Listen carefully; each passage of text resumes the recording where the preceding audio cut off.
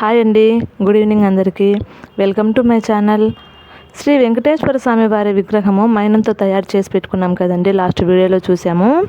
ఆ విధంగా తయారు చేసుకున్న తర్వాత విగ్రహానికి ఈరోజు మేము తేనె మైనంతో స్వామివారి విగ్రహానికి ఆభరణాలు అమరుస్తున్నాము. ఇక్కడ సుదర్శన చక్రం తయారు చేసుకుంటున్నామండి. అలాగే శంకు కూడా తయారు చేసుకున్నాము.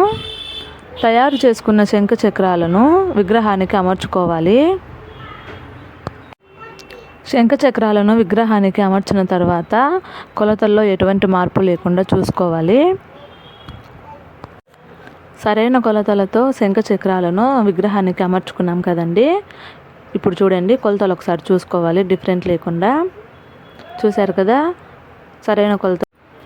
మనకైతే ఇప్పుడు పర్ఫెక్ట్గా విగ్రహం అయితే తయారయ్యిందండి. ఒక్కొక్క దేవతా విగ్రహానికి ఒక్కొక్క రకమైన ఆభరణాలు ఉంటాయండి. అలాగే శ్రీ వెంకటేశ్వర స్వామి వారికి ఏ విధమైన ఆభరణాలు వేస్తారో ఏంది అన్నది ఈరోజు మనము విగ్రహం తయారు చేస్తున్న శిల్పిని అడిగి వారి మాటల్లో తెలుసుకుందాము. ఇది మకర పూర్ణిమ అంటారు.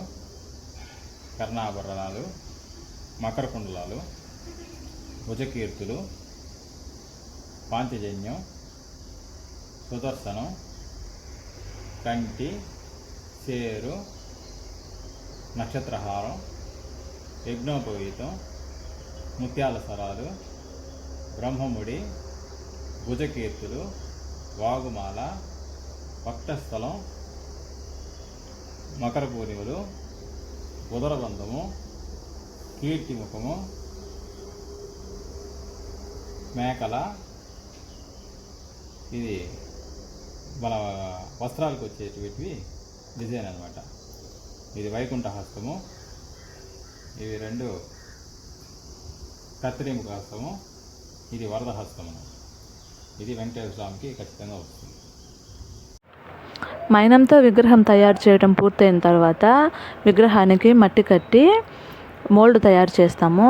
ఆ వీడియో నేను నెక్స్ట్ వీడియోలో అప్లోడ్ చేస్తాను.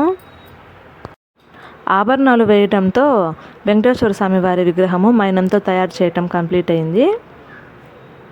ఇది ఈరోజు మన శిల్పశాలలో మనం చేసిన వెంకటేశ్వర స్వామి వారి విగ్రహము.